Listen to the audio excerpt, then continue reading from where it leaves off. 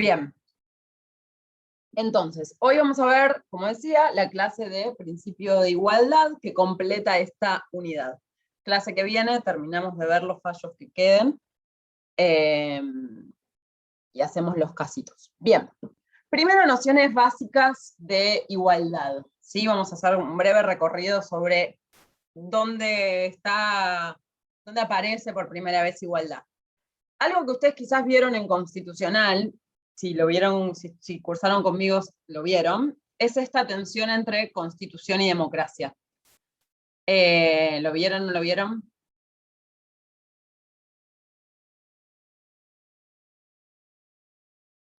¿Hola? En mi caso, porque dice con voz constitucional.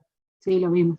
¿Se acuerdan que habíamos visto esta tensión entre estos dos grandes institutos del derecho constitucional, que son la Constitución y la democracia? ¿Sí? Uno pidiendo límites al poder y límites también al pueblo, ¿sí? Que haya límites preestablecidos para que estén garantizados los derechos ante las posibles mayorías de un momento dado en la historia. Y luego la democracia, que, digamos, desde esa perspectiva es todo lo contrario, que va a ser, no tiene que haber límites para la democracia, no tiene que haber límites para el pueblo. Si el pueblo quiere romper la Constitución y volverla a hacer, se le tiene que permitir porque el gobierno es el pueblo. Bien, aún así, con esta posible tensión y con algunas posibles soluciones que plantea Gargarella sobre esto, la idea de igualdad está presente desde los orígenes, tanto en la idea de democracia como constitución, ¿sí?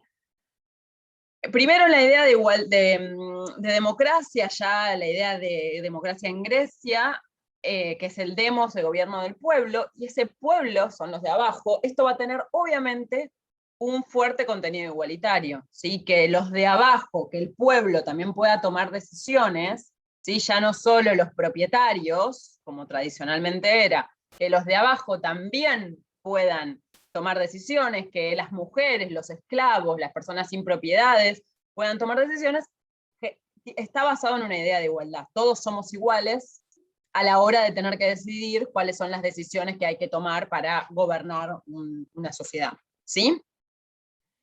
Y luego, en la idea de constitución, si vamos al origen de la palabra constitución, que viene de Roma, esta idea de la constitución, es del latín constituire, que va a significar crear, establecer o fundar junto a otros. Esta idea de junto a otros va también a tener un contenido democrático, y esa idea democrática va a estar asociada con la igualdad. Vamos a pasar esto. Vamos a pensar de dónde viene la igualdad y dónde está hoy en nuestro ordenamiento jurídico, en nuestra Constitución, dónde está.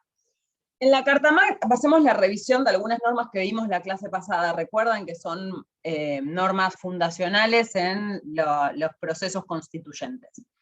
En la Carta Magna inglesa de 1215, ¿se acuerdan que la vimos la clase pasada? ¿Sí? Para hablar de razonabilidad y de limitación de derechos, cuando vimos el debido proceso legal. En 1215, la idea de igualdad no estaba. O sea, no existía la idea de igualdad en la Carta Magna inglesa de 1215, que si bien fue muy avanzada en el establecimiento de determinados derechos, la igualdad no aparecía. Y de hecho, acá les pongo como ejemplo un artículo de la Carta Magna inglesa, el artículo 58, para que vean la concepción de igualdad que tenía, en este caso mujeres y varones en particular. Nadie será encarcelado a petición de una mujer por la muerte de un hombre, a no ser que éste sea su marido. O sea, las mujeres no podían denunciar, salvo que sea su marido la persona a la cual había sido víctima de un homicidio. Luego de eso tenemos, obviamente, infaltable en la recopilación de documentos de los procesos constituyentes, va a ser la Declaración de Independencia de los Estados Unidos. Obviamente también va a aparecer en la Constitución, pero hoy hablamos específicamente de la Declaración. En la Declaración de Independencia de los Estados Unidos va a decir: sostenemos como evidentes estas verdades, que todos los hombres son creados iguales, siempre en estos procesos vamos a hablar de hombres, varones, las mujeres todavía no aparecimos en la historia, que todos los hombres son creados iguales, que son dotados por su creador de ciertos derechos inalienables, que entre estos están la vida, la libertad y la búsqueda de la felicidad. Esto es un dato muy importante, un dato de color, por decirlo así. Ustedes saben que, no sé si acá, ya no me acuerdo, no, acá no recomendé la serie de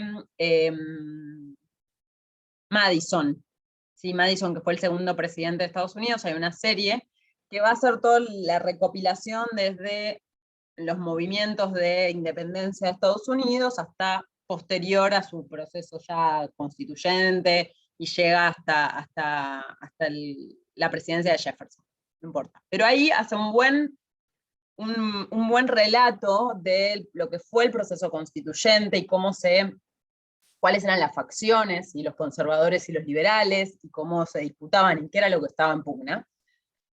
La Declaración de Independencia de los Estados Unidos, no sé si lo recordarán, es un documento que redactó Jefferson, ¿sí?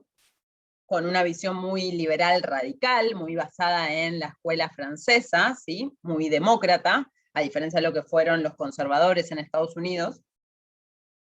Y en la declaración está muy basada en las ideas de John Locke, ¿sí? De Inglaterra. John Locke tenía algo escrito muy similar a esto, pero en lugar de hablar de vida, libertad y búsqueda de la felicidad, hablaba de vida, libertad y ¿qué se les ocurre?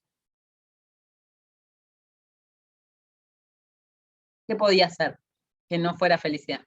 Algo que para Locke daba felicidad. No sé, eso lo aprendí con el pasado, así que no me puedo acordar. La propiedad. La propiedad. Lo que hablaba Locke era la propiedad. Jefferson, con esta idea mucho más demócrata, reemplaza propiedad por felicidad, dejándonos este gran párrafo de la Declaración de Independencia de Estados Unidos. Más allá de eso, volviendo, este parágrafo de la Declaración de Independencia ya nos habla de la idea de igualdad. Esto se los traigo a colación, hoy les puede parecer, bueno, pero ¿por qué estamos hablando de esto? Pero porque en este momento de la historia, que sobre esto se fundaron las bases de todos los procesos constituyentes posteriores, incluido el nuestro, era muy importante. La idea de igualdad no estaba bien vista, ¿sí? No era algo común la idea de igualdad. Entonces, que esté en este documento, que después nos va a servir de base para nuestro propio proceso constituyente, es muy importante. Luego, obviamente, vamos a tener la Declaración de los Derechos del Hombre y del Ciudadano de 1789, que es donde surge, de dónde es. Hacemos un poquito de repaso de historia.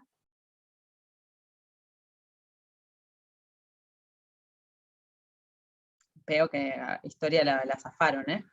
La Revolución Francesa. La Revolución Francesa. En su artículo primero, ¿sí? Y siempre el número de los artículos es muy importante. No está en el artículo 47, está en el artículo 1 de la Declaración, dice, los hombres, ¿vieron? Seguimos todavía con esto. Los hombres nacen y permanecen libres e iguales en derechos. Las distinciones sociales solo pueden fundarse en la utilidad común. ¿Sí? Acá otra vez fuertemente la idea de igualdad. Acá hay algo, dato color con esto que estoy reiterando, hombres y no mujeres. No sé si conocen a Rosa Luxemburgo, una de las grandes feministas de la historia, es contemporánea del proceso de la Revolución Francesa. Escribe un libro que era La Vindicación de los Derechos de la Mujer, reclamando a los líderes de la independencia, de la Revolución Francesa, ¿sí? Y quienes redactan la Declaración de los Derechos del Hombre y Ciudadano, la no inclusión de las mujeres en este proceso, y pide hacer una declaración de los derechos del hombre y la mujer en Francia, ¿sí? Esto ya en ese momento era una lucha del movimiento feminista muy incipiente en ese momento. Luego, si venimos para nuestros pagos, para Argentina, vamos a tener en 1810 este decreto de supresión de honores, redactado por Mariano Moreno, que dice: la libertad de los pueblos no consiste en palabras, ni debe existir en los papeles solamente. Cualquier déspota puede obligar a sus esclavos a que canten himnos a la libertad, y este cántico maquinal es muy compatible con las cadenas y opresión de los que lo entonan. Si deseamos que los pueblos sean libres, observemos religiosamente el sagrado dogma de la igualdad. ¿Sí? Acá ya en nuestro derecho patrio, obviamente basado en todas estas ideas de la Revolución Norteamericana y la Revolución Francesa, va a aparecer por primera vez la idea de igualdad, que van a ver que después no es muy frecuente hasta la Constitución del 53. Y luego tenemos algunos otros antecedentes patrios: el proyecto de Constitución para las Provincias Unidas del Río de la Plata, en 1812, todos los ciudadanos gozan de la igualdad ante la ley. Proyecto de la Sociedad Patriótica y la Asamblea General Constituyente de 1813, ¿sí? Lo más conocido de estos tres documentos, aprobó el decreto 12 de marzo de 1813, que estableció que los indios debían ser tenidos por hombres perfectamente libres y en igualdad de derechos a todos los demás ciudadanos que pueblan las Provincias Unidas, debiendo imprimirse y publicarse este soberano decreto en todos los pueblos de las mencionadas provincias, traduciéndose fielmente a sus idiomas guaraní, quechua y aymara con la común inteligencia. Esto también es bastante adelantado por los tiempos en los que estamos y por todo lo que viene después, que justamente es la lucha contra los pueblos indígenas en nuestros territorios, y la avanzada, lo que vino antes, digamos, con la colonización, y lo que vino después. Y en nuestra Constitución Nacional, cuando, bueno, yo lo digo varias veces, pero cuando ustedes escuchan la igualdad es una piedra basal en nuestra Constitución Nacional, y eso tiene que ver con su incorporación en, miren, toda esta gama de artículos que van a hablar de la igualdad en nuestra Constitución Nacional, y acá de hecho falta el artículo 43, que también refiere a la igualdad.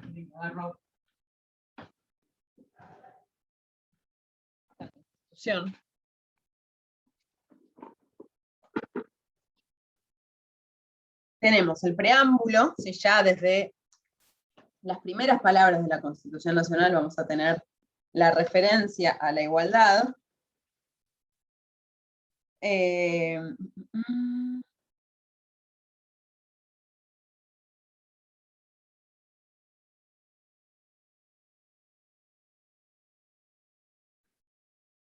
Asegurar los beneficios de la libertad para nosotros, para nuestra posteridad y para todos los hombres del mundo que quieran habitar en el suelo argentino. Habla de todos los hombres. Bueno, menciona la justicia, obviamente. El artículo 14, ¿sí? El que reconoce distintos derechos, el 14 bis, obviamente. El artículo 15, que es la abolición de la esclavitud, ¿sí? El artículo 20, que es la igualdad entre nacionales y extranjeros. Me comí el artículo 16. El artículo 16, justo me olvidé del artículo 16, que es el artículo que habla de igualdad. La nación argentina no admite prerrogativas de sangre ni de nacimiento, no hay en ellas fueros personales ni títulos de nobleza. Todos sus habitantes son iguales ante la ley, y esto acuérdenselo, esta definición, igualdad ante la ley, y admisibles en los empleos sin otra condición que la idoneidad. La igualdad es la base del impuesto y las cargas públicas, ¿sí? Después tenemos, bueno, artículo 20 ya les dije, el artículo 37, sí, es la igualdad para los efectos de ejercer los derechos políticos, pleno ejercicio de los derechos políticos, la igualdad real de oportunidades entre varones y mujeres para el acceso a cargos electivos y partidarios se garantizará por acciones positivas, que ya lo vamos a ver, en la regulación de los partidos políticos y en el régimen electoral. Artículo 42, derechos del consumidor y usuario. Artículo 43, ¿sí? Que es la acción de amparo, ¿sí? Que también es una acción para garantizar la igualdad. Y, bueno, obviamente el artículo 75, inciso 2, 17, que es pueblos indígenas, 19, la cláusula de bienestar, artículo 22, obviamente con la incorporación de todos los tratados internacionales de derechos humanos, y artículo 23, los tratados de integración.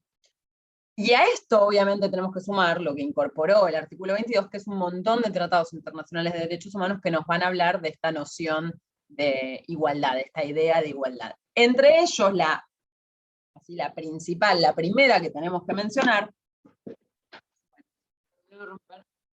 la Constitución que tengo desde el secundario,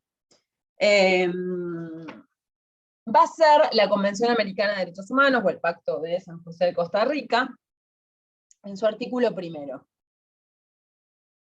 Esto va a ser obviamente los estados, la obligación de respetar los derechos. Los estados parte de esta convención se comprometen a respetar los derechos y libertades reconocidos en ella y a garantizar su libre y pleno ejercicio a toda persona que esté sujeta a su jurisdicción sin discriminación alguna, ¿sí? Acá digamos, bueno, sin discriminación alguna, no importa, por motivos de raza, color, sexo, idioma, religión, opiniones políticas o de cualquier otra índole, origen nacional o social, posición económica, nacimiento o cualquier otra condición social. ¿Sí? Esta básicamente es la idea de igualdad, no se puede hacer distinciones por ninguno de estos motivos. Esas distinciones serían discriminatorias. Ya lo vamos a ver un poquitito más adelante cuando avancemos en las visiones de igualdad. Y además, el artículo 24, todas las personas son iguales ante la ley, en consecuencia tienen derecho sin discriminación a igual protección de la ley. Acá mención de otros tratados de derechos humanos con jerarquía constitucional que mencionan la idea de igualdad, la Convención Americana de los Derechos Civiles del Hombre, la Declaración Universal de los Derechos Humanos, Pacto Internacional de Derechos Civiles y Políticos, el Pacto de Derechos Económicos, Sociales y Culturales, la Convención Internacional contra la Eliminación de todas formas de discriminación racial, la Convención de Derechos del Niño, la Convención contra la Eliminación de todas formas de discriminación contra la mujer y la Convención sobre los Derechos de Personas con Discapacidad, solo para mencionar. Bien. Esperen un segundo. Una aclaración previa. Vamos a ver que, primero voy para adelante. Vamos a ver a lo largo de la clase que tenemos 3 dimensiones, y esto les pido que tienen el texto de Saba, Roberto Saba, en el material. Es un texto muy lindo y muy fundamental para ver cuestiones de igualdad. Quienes hicieron constitucional quizás se los di, dependiendo del cuatrimestre. Y si no, les recomiendo su lectura porque es como fundamental. De ahí surgen estas 3 visiones de igualdad, es como un reconto de las visiones de igualdad, que es lo que vamos a ver a lo largo de esta clase, ¿sí? Pero antes de ver esto, sí, vamos a ver la igualdad de trato, la igualdad ante la ley, que es la visión tradicional, la igualdad como no discriminación y la igualdad como no sometimiento de grupos. Bien. Antes de eso, vamos a hacer algunas aclaraciones respecto de lo que significa la igualdad, ¿sí? Y lo que no significa la igualdad.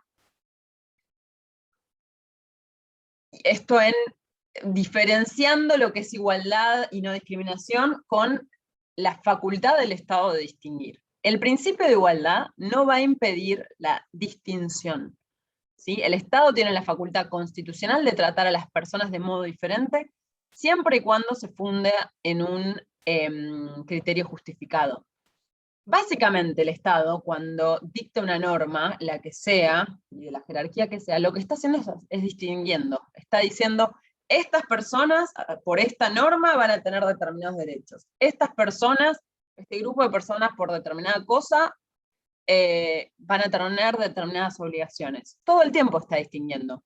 Cuando impone un impuesto, cuando establece normas para combatir la pandemia, cuando dicta una norma que dice no se puede salir de la casa salvo el personal esencial. Bueno, está haciendo una distinción. El personal esencial puede, las personas que no somos esenciales no podemos. Esto es lo que hace el Estado constantemente cuando dicta una norma. Tales personas van a pagar este impuesto, el resto no. Tales personas están exentas de este impuesto, el resto no. ¿Sí? El tema, lo que hay que analizar, y acá volvemos otra vez a la clase pasada, es que este criterio esté justificado, ¿sí? Que la distinción sea razonable en base al artículo 28. ¿Sí? ¿Recuerdan el artículo 28?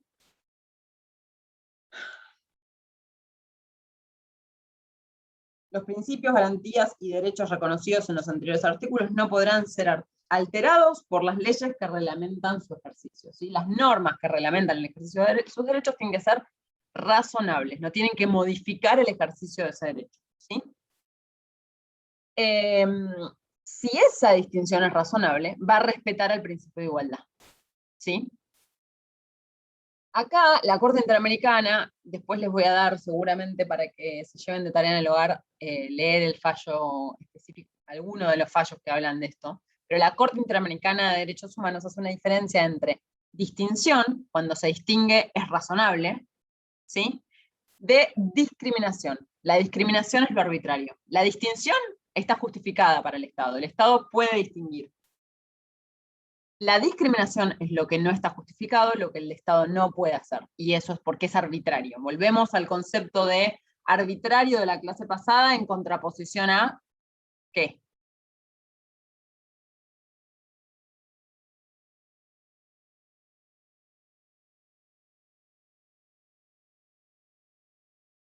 Arbitrario es contrapuesto a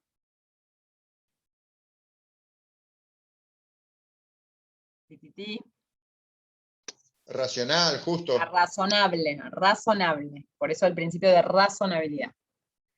Y la cuestión, obviamente, el kit de la cuestión, ¿sí? Para eso vamos a tener todos los hermosos tests que vimos, va a ser cuándo esa distinción justamente es razonable y cuándo se torna discriminatoria o arbitraria. ¿Sí? Bien. Como les decía, vamos a tener 3 dimensiones o entendimientos del principio de igualdad que van a llevarnos a la aplicación de distintos tests, ¿sí? En el primero vamos a tener el tradicional test de razonabilidad, y en el segundo ya vamos a aplicar algo que vamos a ver hoy, que es justamente el test más estricto, que es el escrutinio estricto, justamente, para analizar la arbitrariedad o no arbitrariedad de una norma. Igualdad de trato ante la ley, igualdad como no discriminación, igualdad como no sometimiento. Que haya estas 3 dimensiones no quiere decir que una sea mejor que la otra. La igualdad tradicional, histórica, va a ser la igualdad de trato y igualdad ante la ley, ¿sí? Es como la visión que primó durante muchísimos años hasta años recientes, digamos. Y eso obviamente con visiones de igualdad un poco más amplias, va a quedar, digamos, no va a aplicar a un montón de situaciones en que la igualdad, si no hay no se garantizan determinadas cuestiones, no se puede garantizar, solamente la igualdad ante la ley no me sirve, necesito que el Estado haga un poquito más, van a empezar a hablarse de estos otros 2 visiones de igualdad, que va a ser la igualdad como no discriminación o la igualdad como no sometimiento. Pero vamos a ver que eso no quiere decir que la igualdad ante la ley no deba existir, ¿sí? La igualdad ante la ley en determinadas circunstancias es suficiente y es la dimensión de igualdad que se tiene que aplicar. Bien. Una cosa les digo, cuando comparto pantalla no miro el chat porque no puedo hacer todo junto, entonces quizás me hacen una pregunta o algo, yo lo veo después cuando me doy cuenta que hay un colorcito ahí en chat. Para eso, si quieren, se habilitan el micrófono un segundo y me dicen. Bien, vamos a empezar con la primera dimensión de la igualdad, ¿sí? La igualdad de trato, igualdad formal, es la igualdad ante la ley. La igualdad de trato ante la ley implica la obligación del Estado de tratar igual a aquellas personas que se encuentran en igualdad de circunstancias. Esto es lo básico de la igualdad de trato. Se forma una categoría de personas que están en la misma situación, y a esa categoría de personas en la misma situación las tengo que tratar del mismo modo, ¿sí?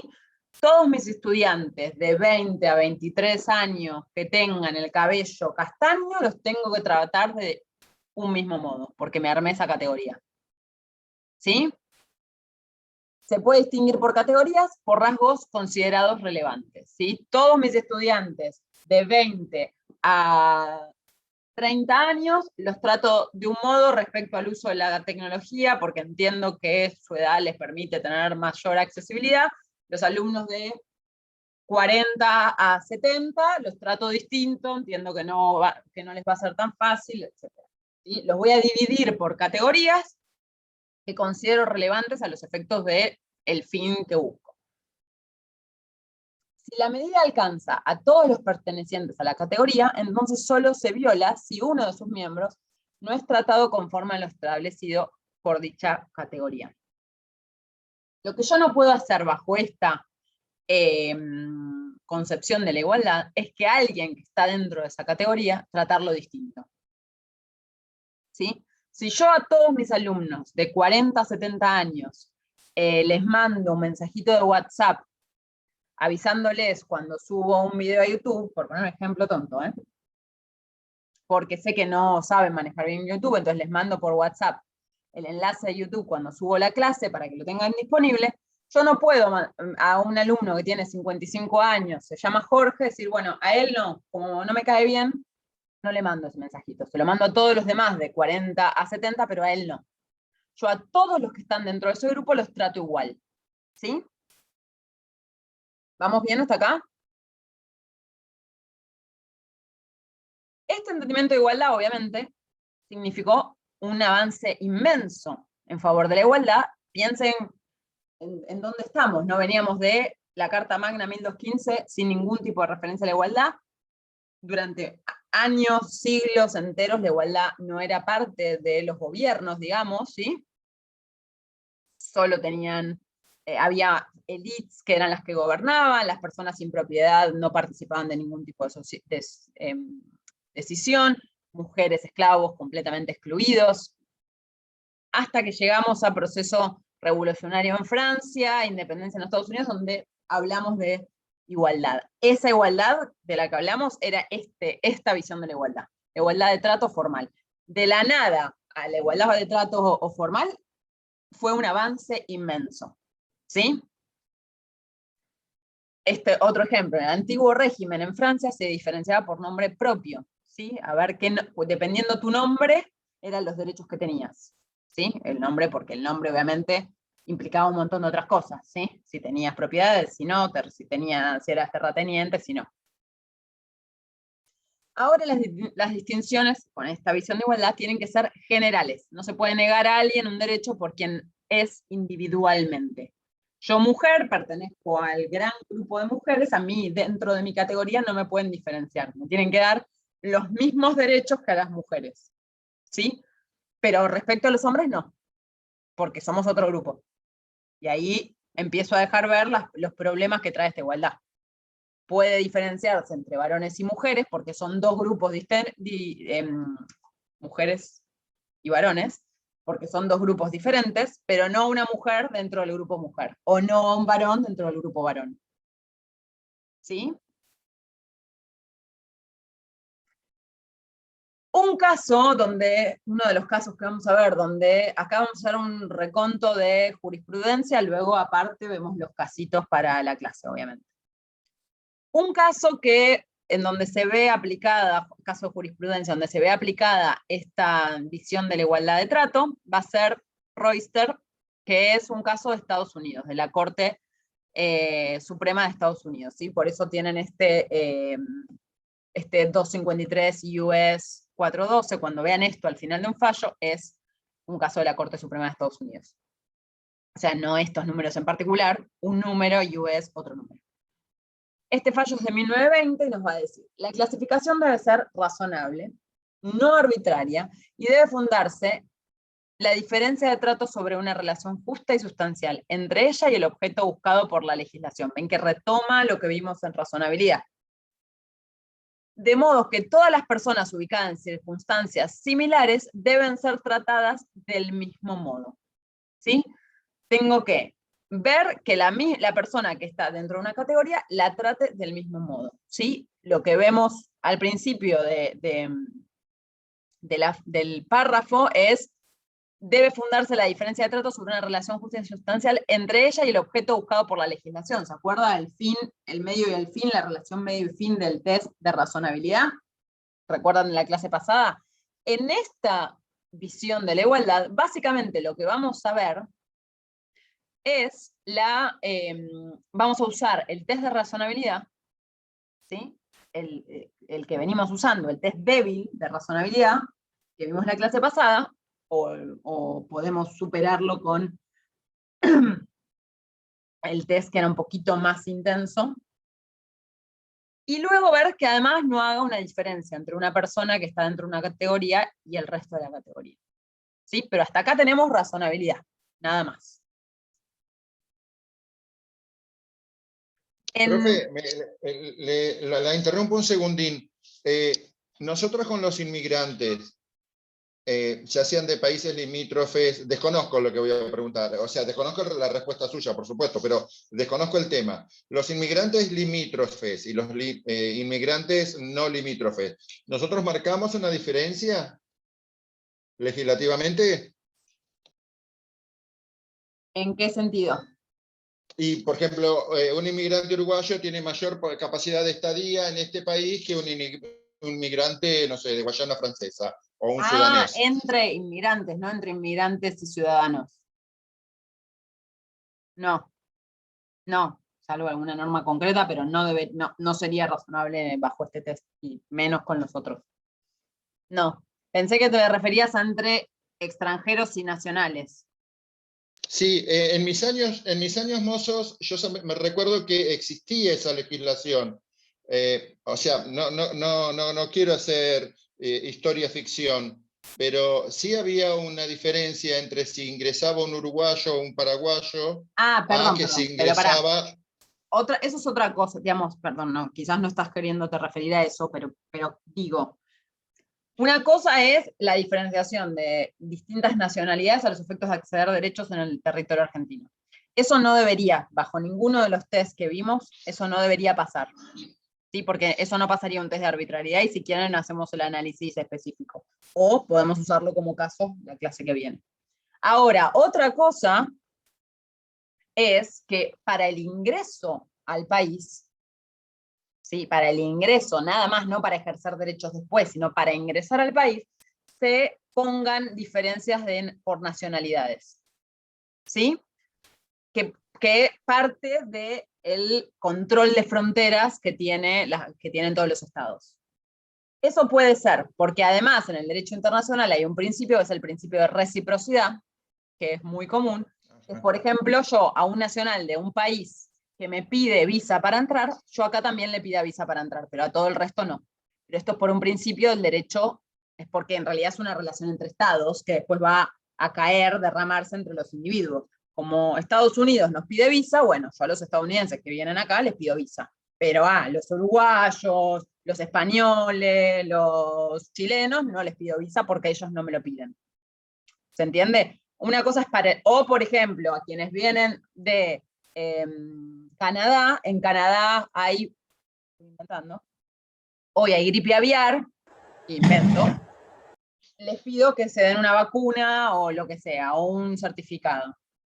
Bueno, ahí hay que ver, porque ahora, por ejemplo, están los pasaportes de vacunación por COVID, hay que ver que esos pasaportes no generen situaciones de discriminación. Pero digo, eso es otra cosa, digamos, o sea, los efectos del control de ingreso a los estados y tienen que ver con relaciones entre estados. ¿Sí? Otra cosa es a un uruguayo permitirle que acceda a un beneficio social y a un chileno no, que viven acá en Argentina. Eso no pasaría estos test. Lo podemos hacer la clase que viene en análisis de caso. ¿Sí?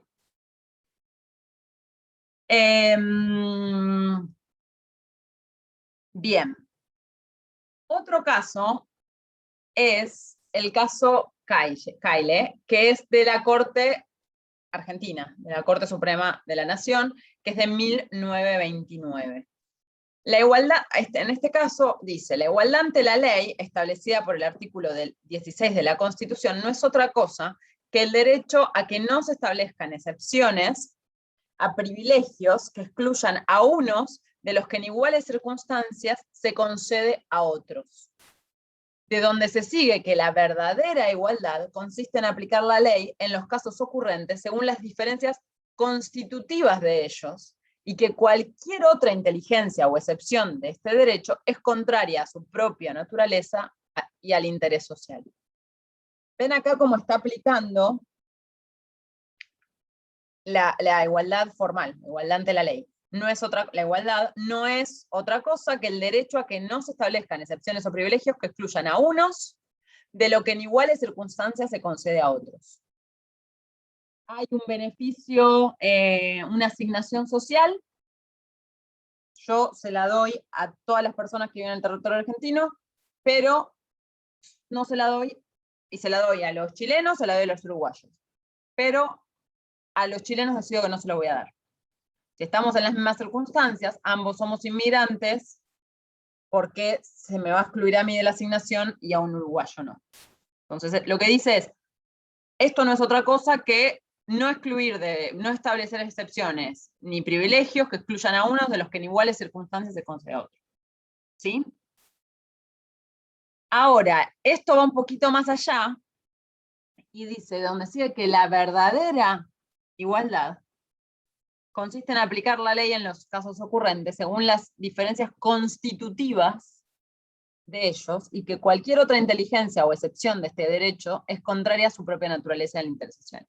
A los efectos de este caso, la primera parte estaba bien y hasta lo segundo también estaba bien, pero si pensamos en esto de esto es la verdadera igualdad en todos los casos, vamos a hablar de que se puede hacer diferencias por diferencias constitutivas. Esto habilitaría que yo pueda hacer diferencias entre varones y mujeres. Los varones pueden entrar a Tecnópolis, las mujeres no. Ejemplo tonto, ¿no? Pero ¿sí? Que se haga diferencias por diferencias constitutivas permitiría eso. ¿Sí? Las mujeres y los varones tenemos diferencias constitutivas. Este criterio de igualdad ante la ley, como estamos en distintos grupos, por nuestras características constitutivas, permitiría hacer diferencias. Y esto lo vamos a ver en la siguiente visión de igualdad. La siguiente visión de igualdad supera este problema. ¿Sí? Como dice, no, claro, por las diferencias constitutivas yo no puedo hacer diferencia. Yo no elegí ser mujer, yo no elegí ser varón. ¿Sí? ¿Hasta acá vamos bien?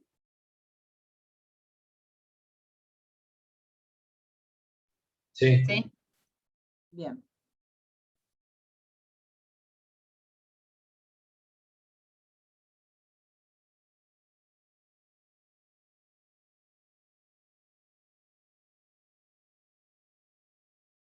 Bien.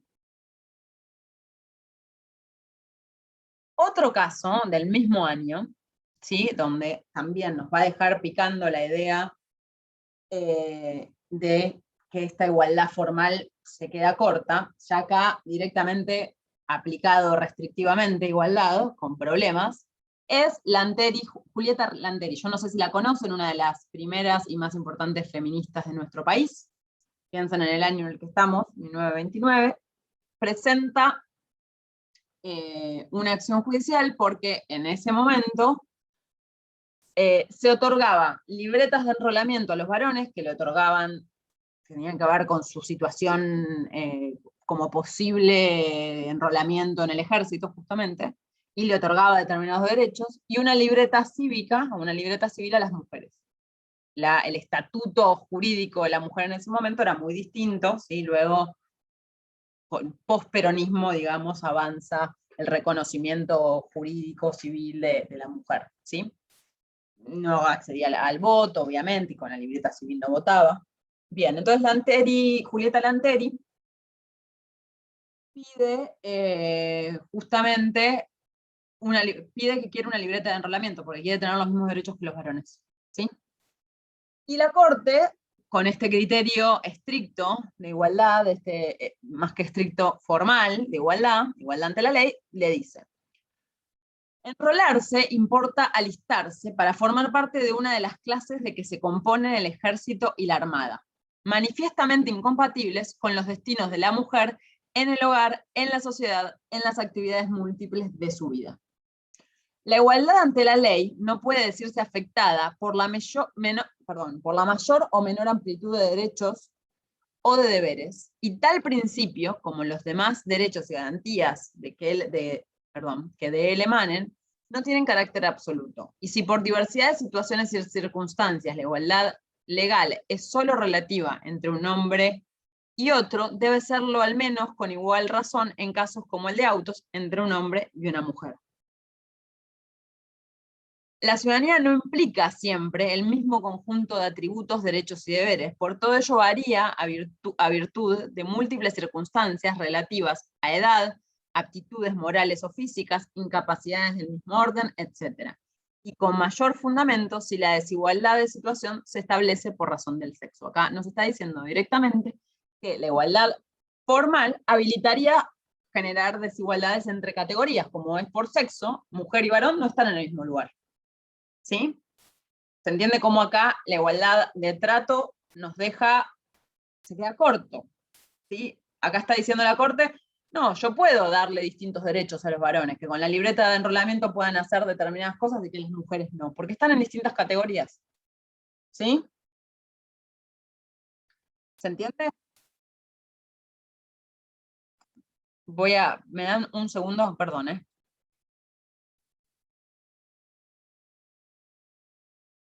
Ah, no, perdón.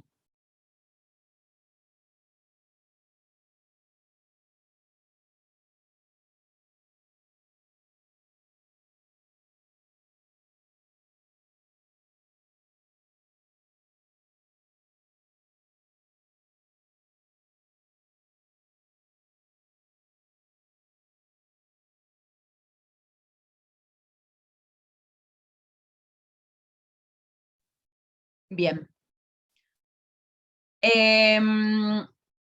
Bueno, vamos a ver ahora entonces, antes de pasar a la siguiente dimensión. Ah, una cosa que no decía, no les dije. Esta igualdad de trato es la base para el sistema impositivo, ¿sí? Para la capacidad contributiva a efectos de establecer impuestos. La igualdad ante la ley es básica, ¿sí? Las personas en las mismas circunstancias tienen que pagar los mismos impuestos. Y se sigue aplicando eso. El impuesto a las grandes fortunas reciente es la aplicación de este principio. Todas las personas que tengan determinados ingresos, ¿sí? Tengan 12 millones de pesos, pagan este impuesto. ¿Sí? Y ahí está haciendo obviamente está haciendo una distinción al Estado, pero porque se encuentran en la misma categoría. Y esa categoría es relevante para hacer a los efectos de la distinción. ¿Sí? No puedo cobrarle este impuesto a quienes cobran la asignación universal por hijo. ¿Sí? Bien. Ya dijimos, la igualdad ante la ley significa igualdad de trato en igualdad de circunstancias, circunstancia escogida por el Congreso o por el órgano que sea, como relevante para hacer una distinción, ¿sí? Fue la de ser varón, ¿sí? Bueno, lo vimos en la anterior. Todas las personas que cumplan con dicha condición, ser varón, podrán ejercer su derecho, mientras que aquellas que no lo hagan no podrán acceder, ¿sí? Esta es la base. Así la distinción no viola la igualdad ante la ley. Atentaría contra ella, desde luego, si negara el acceso a alguien encuadrado dentro de la clasificación. ¿Sí? Vamos hasta acá. Ahora, el problema de la igualdad ante la ley es que no hace una valoración del criterio de clasificación. Yo no voy a ver, como sí lo hacía con razonabilidad, ¿se acuerdan? Si el criterio de clasificación es arbitrario o no.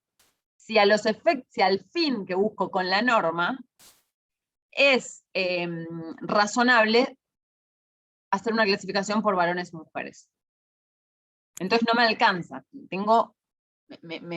Es muy limitativo. Yo necesito además entender con algún criterio, con algún test, entender si ese criterio de clasificación entre varones y mujeres, por ejemplo, es razonable.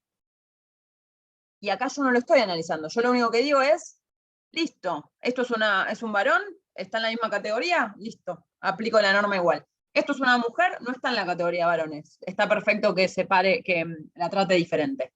Eso es lo único que hago con este formato de igualdad ante la ley. Si aplico la razonabilidad de esa manera, no me voy a fijar si el criterio de clasificación entre varones y mujeres está bien, ¿sí? Está justificado. ¿Sí? ¿Se entiende? Profesor, ¿le puedo hacer una pregunta? Sí.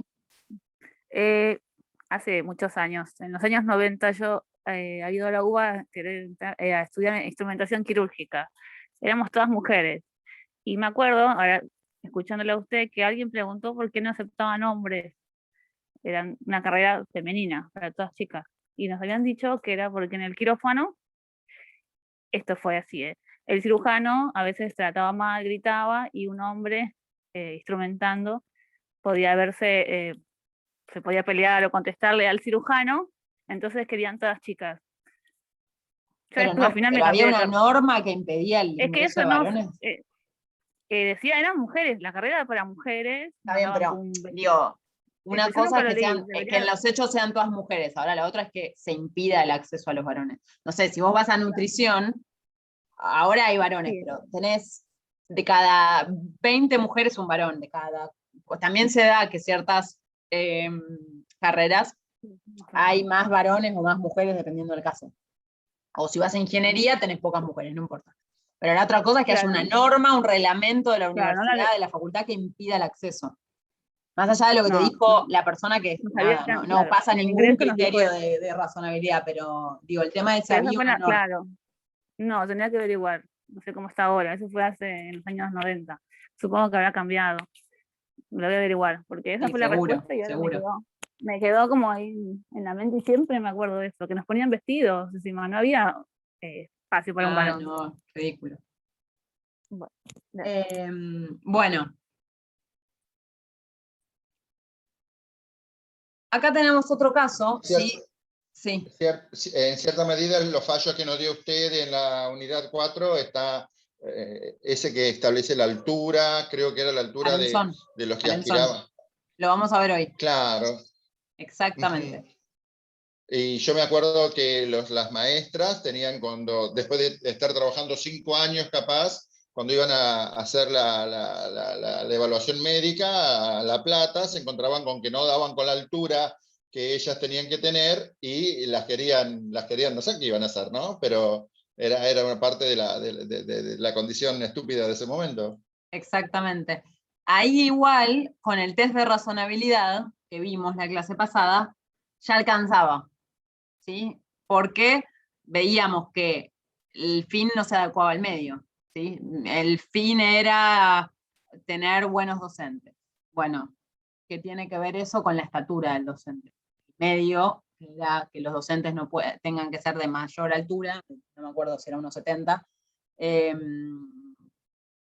no se adecua al fin, ¿sí? O la idoneidad, digamos, de los docentes, ¿no? No se adecua. Ahí con ese test ya lo podía pasar, y hay un problema de igualdad, ¿no? Pero bueno, creo que Arenzón es de la 88, los fallos que asumen nuevas perspectivas de igualdad vienen un poquito después, pero ahí al establecer diferenciación por condición física, o por condición física, podríamos hablar de discriminación también. O sea, de violación al principio de igualdad. Bien, este fallo, que es de 1957, nos va a decir: la garantía del artículo 16 de la Constitución Nacional no impone una rígida igualdad, pues entrega a la discreción y sabiduría del Poder Legislativo una amplia latitud para ordenar y agrupar, distinguiendo y clasificando objetos de la legislación, siempre que las distinciones o clasificaciones se basen en diferencias razonables y no en propósitos de hostilidad contra determinadas clases o personas. Este fallo, que no lo desarrolla muchísimo, nos va a abrir la puerta a la siguiente dimensión de igualdad, porque ya está hablando de hostilidad contra determinadas clases o personas, ¿sí? Entonces podemos pensar que la distinción entre mujeres y varones, y que los varones accedan a mejores derechos, o a más derechos, puede tratarse de una hostilidad contra todo un grupo que son las mujeres, ¿sí?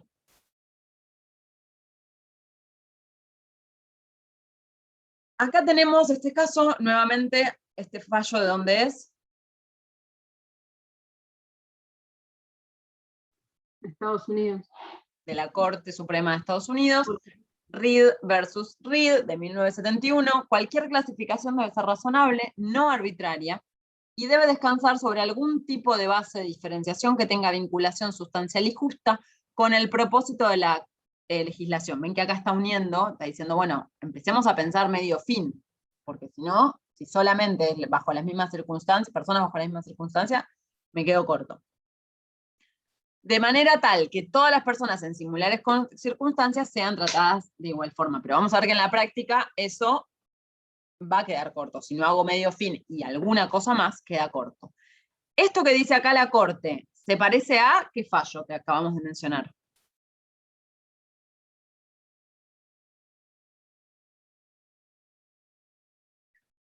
Quienes tengan Arenson nos quieren contar que justamente este es el criterio que utiliza la Corte en Arenson.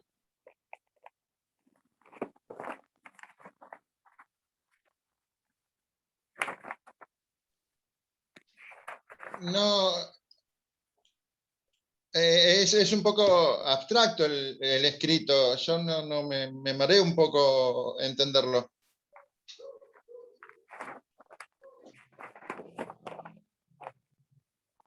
Bueno, los que tienen que darlo, Fernando, Héctor, Joana, nos cuentan Arenson.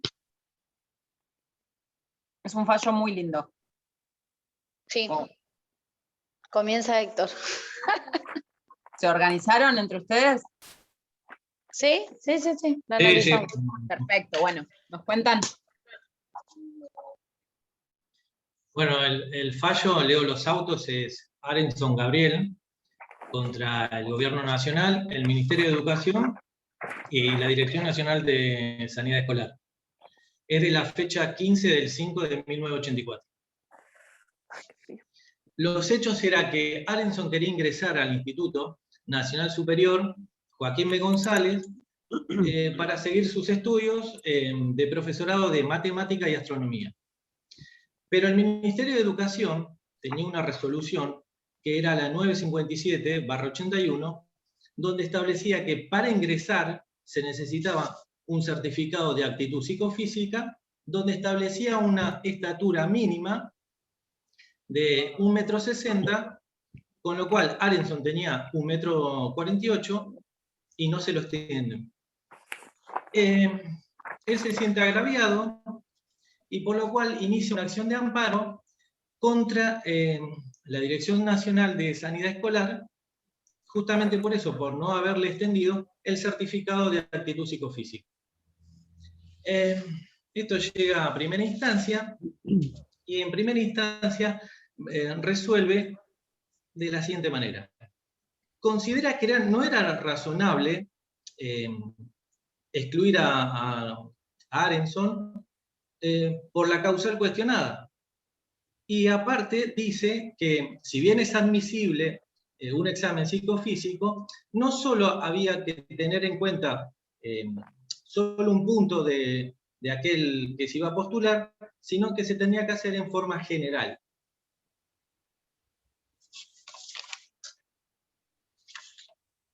En segunda instancia, cuando llega a segunda instancia, la la sala 3 de la Cámara de Apelaciones en lo contencioso administrativo confirma la sentencia en primera instancia y además insta al Ministerio de Educación de la Nación a que matricule a Gabriel Arenson. El que era representante estatal, no conforme con el fallo de la Cámara, lo que hace es apela y interpone un recurso extraordinario federal diciendo lo siguiente, que primero se agraviaba la demanda por considerar que era inadecuada la vía utilizada, siendo que había remedios administrativos mucho más idóneos. Aparte decía que la norma impugnada fue fruto de largos y concienzudos estudios. Perdón, ¿te puedo interrumpir, Héctor? Excelente, excelente, Beni. Solo una pequeña aclaración. Solo para que unan cosas, que no las repitamos, esto de que dice Héctor al principio de hay medios administrativos más idóneos, para que hagamos estas tareas que yo siempre digo de interconectar las cosas. ¿Por qué Héctor está diciendo esto? ¿En qué año estamos? 1984. El fallo, digo. Pero Sí. la resolución es de 1981. Estamos en los 80s. ¿Qué no había todavía en esa época? ¿No existía qué? Lo vieron en Constitucional. No existía todavía la reforma constitucional que incorpora la acción de amparo. En el Ajá. artículo 43, la acción de amparo amplía la ley 16.986 de amparo, que exigía recursos administrativos, perdón, que no haya recursos judiciales o administrativos más idóneos. Recién en el 94 se elimina la palabra administrativo, entonces estaba esta pugna de si yo tenía que presentar un recurso ante la administración antes de ir a la justicia. ¿Sí? Solo para que para que unan cosas y entiendan, y para que vean la importancia de saber las fechas de los fallos, en qué contexto estamos. Bueno, todavía no teníamos el amparo reconocido constitucionalmente que amplió muchísimo el ejercicio de este derecho. Listo, no corto más. No, está bien. Bueno, dice, la representación estatal justamente decía que atacaba la medida de la Cámara porque consideraba que había medios administrativos mucho más idóneos y que no tenía que ir por la ley de acción de amparo, que es la 16.986.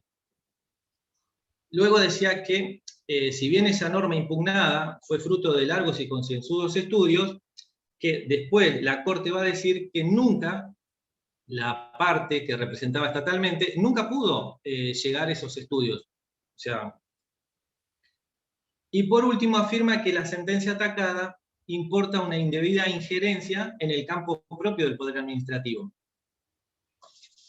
Todo esto llega a la Corte Suprema evalúa el caso y dice lo siguiente, que siempre que aparezca de manera clara y manifiesta la ilegitimidad de cualquiera de los derechos esenciales, lo que corresponde hacer los jueces es restituir ese derecho a través de la vía del amparo. Y que el artículo 2 artículo 2, inciso D de la ley 16.986, no debe ser tomado de forma absoluta, porque eso lo que vendría a ser destruiría la esencia misma de la institución. Por otro lado, el artículo 2, perdón, el artículo 2 justamente es el que establece todo lo que el amparo no puede hacer, y es justamente cuando hay otro medio más administrativo, perdón, más idóneo, no corresponde el amparo, por eso él dice el artículo 2. Sí, sí. Sí. La ley 16.986, para que se entienda, dice acción de amparo cuando se puede hacer la acción de amparo. Esa es y había un inciso que justamente es lo que dijo la profesora, que cuando no se podía. Cuando no, o sea, el artículo 2 dice todo Claro. cuando no. No se puede hacer Claro. la acción de amparo cuando. Y tirá, creo que son 6 incisos. Claro. Y bueno, el tribunal comparte el criterio de primera instancia y dice que considera que la vía elegida por la actora que representa a Gabriela Addison para asegurar su derecho era la que mejor se adecuaba a las circunstancias de ese hecho.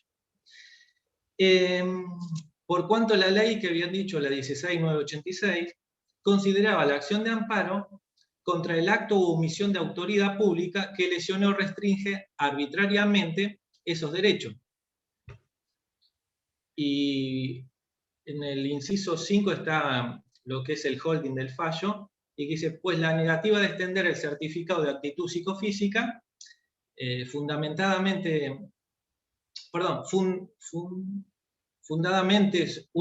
únicamente por la estatura, no guarda relación con el estudiar el profesorado, y implica una limitación a los derechos que están en el artículo 14 de la Constitución, que es justamente enseñar y aprender.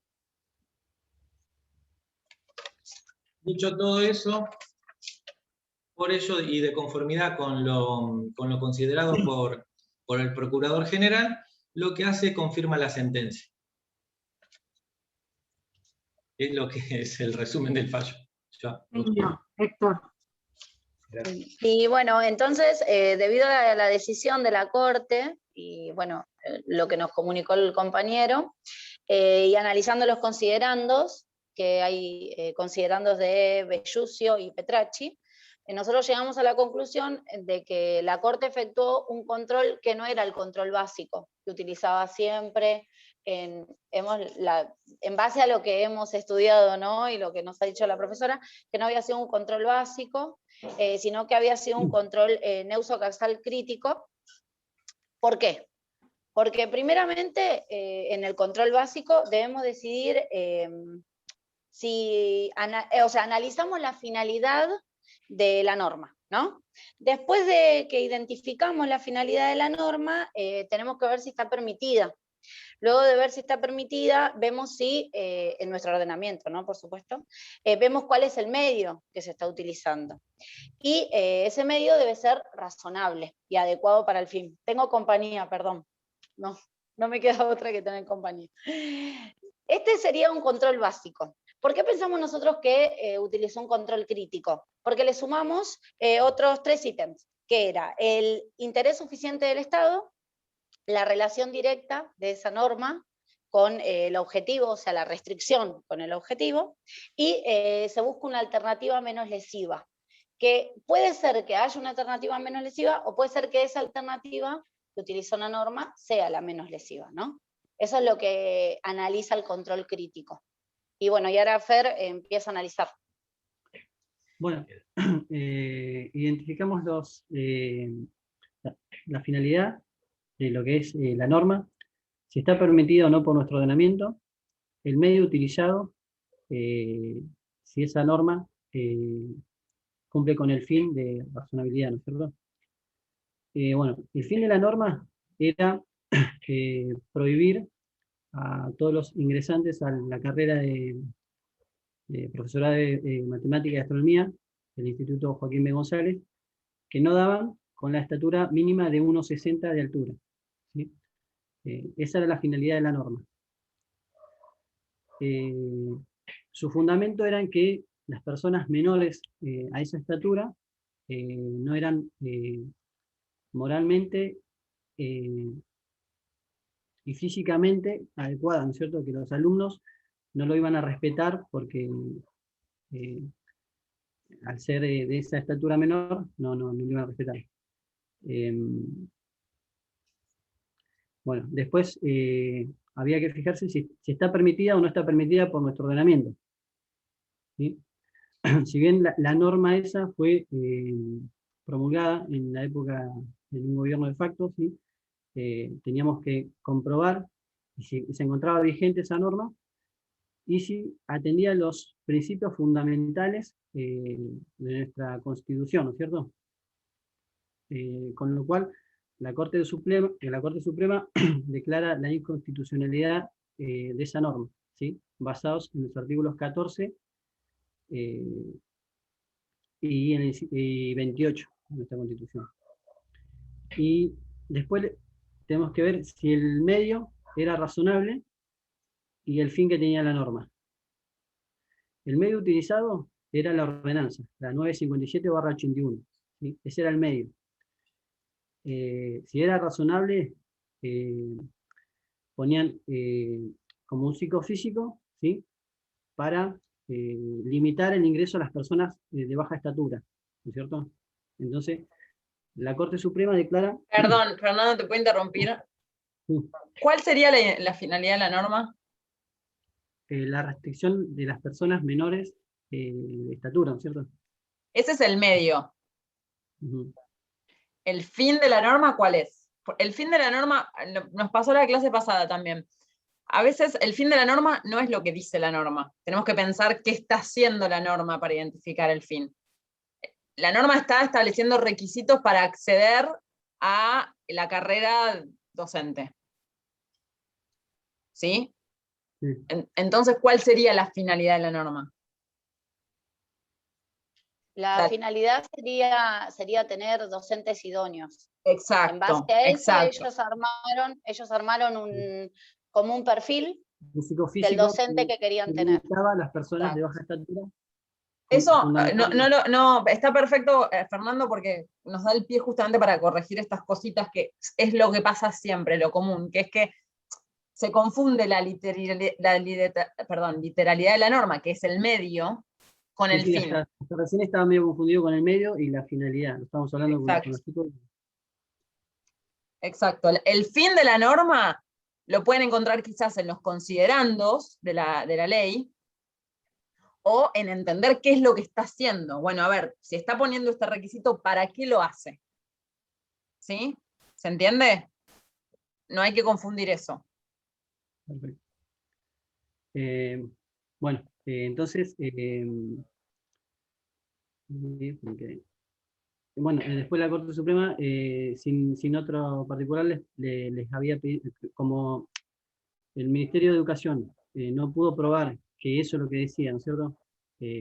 Con pruebas ni con estudios, declaró arbitraria e inconstitucional esa norma. ¿Y encontraron algún parrafito de la Corte que hable de esto? ¿De cómo está aplicando? Claro, nosotros lo que habíamos dicho es que hasta ahí, hasta lo que nos estaba planteando el compañero, era como un análisis básico. Lo que nosotros habíamos encontrado, en base obviamente a lo poco que usted nos había explicado, o sea, lo poco que habíamos visto, que era la clase pasada. Sí, porque en realidad sentíamos, como no teníamos el power ni nada, solamente nos manejamos, todavía no estaba la grabación de su clase, nos manejamos con los apuntes. Solo pero, los apuntes pero la subí la clase. Sí, después, pero nosotros al otro día ya estábamos analizando el fallo. No teníamos clase, ¿no? No, y lo que sí me olvidé, no, pero perdón, pero les puse un material, les puse un texto hay un texto que habla de razonabilidad, que es el de Cianciardo, está en la carpeta, en el campus. Sí, y sirve para el trabajo práctico que nos pidió. Sí, ese sí. Tal cual. Bueno, no nosotros habíamos encontrado, profe, que el interés suficiente del Estado, que usted nos había dicho que eso se hacía en un examen más intenso, y lo de la alternativa menos lesiva. Pero digo, en un párrafo textual, me refiero a dónde, si identificaron algún parrafito del fallo que haga este análisis. Sí, yo me marqué, nos marcamos, perdón, el considerando 13 y el considerando 17. A ver, ¿lees el 13? Sí, el 13 es donde ellos plantean la posibilidad de que en vez de que el requisito sea una altura, que por qué no se exigía un juramento de lealtad a la Constitución Nacional. Como por decir una medida menos lesiva, creíamos nosotros que estaban como, digamos, recomendando, ¿no? Y después en el 17 dejan en claro que esa ordenanza era de un gobierno de facto, que debía ser revisada, y lo que decían, como este fallo es realmente solo interpartes, lo que nosotros sentíamos con este considerando era que les estaban marcando la agenda, en realidad, al Poder Legislativo, como diciéndole, esto es una ordenanza que no tiene nada que ver con nuestro gobierno, con lo que estamos haciendo en este momento, y deben reverla. O sea, no es solamente por esta persona en particular, ¿no? Al menos eso es lo que nosotros notamos como importante. Perfecto. Bueno, ¿dudas del resto?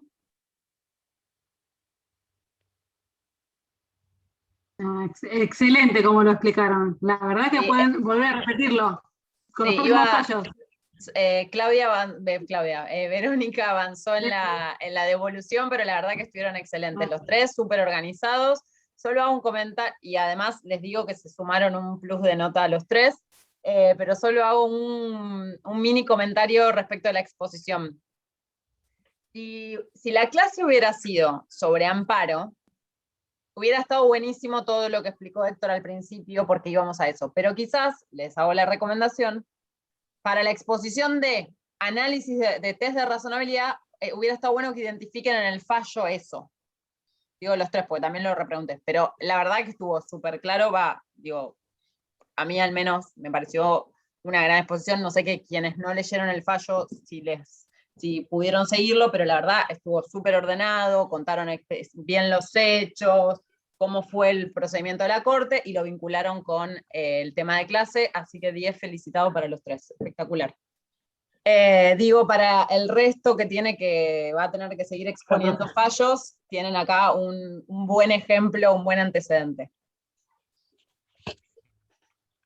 Bien. Retomamos entonces la clase. Bueno, estábamos en la clase, pero el tema. Habíamos hablado acá de este antecedente, que Arenson va a retomar esto, por eso les decía que identifiquen el parrafito de la Corte, donde va a hablar de esto en los mismos términos que lo menciona la Corte estadounidense en Reed. Después, si quieren, vayan e intenten hacer este ejercicio cuando les pase el PowerPoint. Bien, ¿ustedes están viendo mi pantalla? No, profe, no. Ah, por eso, yo decía, qué raro. Esperen un segundo. Se me achinó todo, denme un segundo.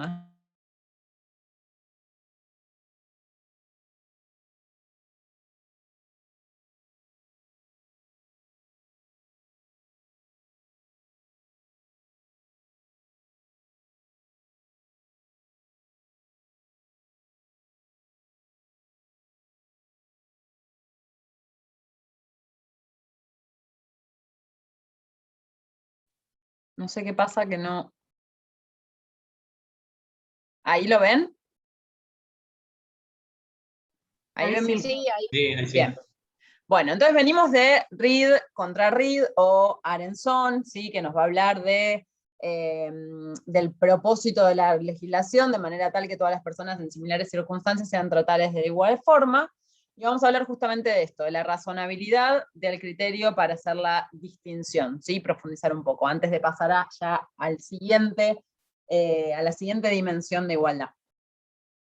A fin de analizar la razonabilidad del criterio escogido para realizar tratos diferentes, es necesario, además de un análisis de funcionalidad del requisito, funcionalidad nos referimos a adecuación medio-fin, que funcione esto de medio se adecua al fin, además de un análisis de funcionalidad del requisito, una prueba del encaje del indicador escogido, para así identificar si los candidatos reúnen los requisitos exigidos. En este caso es el estándar de Arenson. Dado que las políticas públicas y las regulaciones deben ser generales, siempre habrá que convivir con cierto nivel de desajuste tolerable, o sea, de estas distinciones que hace el Estado. Vamos a tener que convivir con distinciones. Sin embargo, cuando el desajuste excede ese nivel, lo tolerable, estamos ante un caso de irrazonabilidad. Se viola la igualdad de trato ante la ley siempre que no sea posible superar el test de razonabilidad, este es el test básico, que supone que algunas categorías, las sospechosas, a priori no pueden superar. Ahora hablamos de las categorías sospechosas. El Estado debe ser ciego a las características de nacimiento, físicas o de otro tipo que resulten irrelevantes para los fines de la actividad que la persona aspira o realizar, como por ejemplo, desempeñarse en un empleo. Acá estamos intentando aplicar el test de razonabilidad y ya le abrimos la puerta a la siguiente dimensión. Y en Arenson un poco es eso, hace un test de razonabilidad, ¿sí? Para ver no solo la adecuación medio-fin, que en el caso de Arenson no la cumplía, ¿para qué necesito la estatura para conseguir un docente idóneo? ¿Sí? No había una funcionalidad en el vínculo de medio-fin, pero además, ¿sí? El Estado no debería hacer distinciones por estas categorías, por el nacimiento, categorías físicas como la estatura o de otro tipo. Sino debería, esto que decíamos antes, las características constitutivas de las personas, lo que nosotros no elegimos, es irrelevante a los fines de acceder a derechos o no. No deben hacer diferenciaciones en torno a mi sexo, a mi lugar de nacimiento, a mi edad, a mi nacionalidad, sí, nacionalidad ya lo dije, ¿sí? No, el Estado no debería hacer, digamos, vamos a ver que existen estas diferenciaciones, pero tienen un sentido. Pero en general no debería mirar esas categorías para hacer distinciones, ¿sí? Porque esas distinciones por esas categorías no son razonables. En Arenson pasan estas dos cosas, pasa que no hay adecuación medio-fin, y encima la distinción es por una de estas categorías, por una de estos características constitutivas de la persona, ¿sí? Que es la condición física en este caso, ¿sí? Su estatura, ¿sí? Y acá ya vemos la insuficiencia de la igualdad de la igualdad ante la ley, por eso pasamos a otras dimensiones de igualdad, ¿sí? En algunos casos, en algunos otros casos ya les dije, se sigue utilizando igualdad ante la ley, ¿sí? personas en una misma categoría siguen siendo el requisito para que la ley diferencie. Es necesario valorar la circunstancia seleccionada como relevante para realizar la distinción. Se los adelanté antes. Tenemos que hacer un análisis de qué características estamos usando para hacer una distinción. En el estándar de igualdad ante la ley, yo no lo hago. No me pongo a ver la circunstancia de ser varón o ser mujer para distinguir. No. Listo, esa es la circunstancia. ¿Estás dentro del grupo varones? Listo. ¿No estás? Entonces es irrazonable. ¿Se entiende? Esas circunstancias deben ser razonables. Debe existir una relación de funcionalidad entre el fin buscado por la norma y el criterio o categoría escogido para justificar el trato diferente. ¿Sí? Adecuación medio-fin. La relación de funcionalidad no es suficiente para garantizar la igualdad. ¿Sí? No es suficiente. Ahora lo vemos. O sea, en el caso de diferenciar entre mujeres y varones, el medio fin, o el estar dentro de una categoría, no me es suficiente para garantizar la igualdad. Estoy discriminando, si estoy haciendo diferencias de trato por ser mujer, ser varón.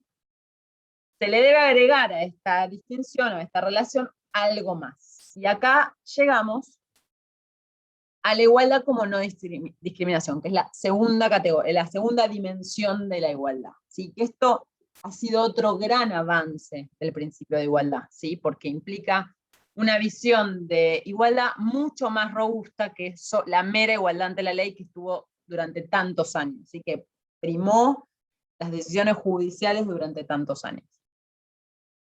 A la relación entre medio y fin se le agrega una presunción de que determinadas razones para distinguir no se encuentran sustentadas en esa funcionalidad. Algunos criterios, categorías, son sospechosos de no tener la capacidad para cumplir con el objeto que busca la regulación en cuestión. Quédense con estas cosas, ahora las explicamos. Son categorías no razonables por no funcionales. Son categorías sospechosas. ¿Habían escuchado esto de las categorías sospechosas? Hasta se los dije hace 5 minutos, antes de eso. Sí, lo habíamos escuchado. Lo vimos. En otra materia, ¿no?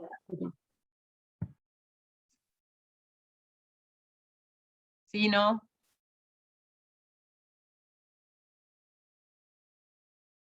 Silencio. Bueno.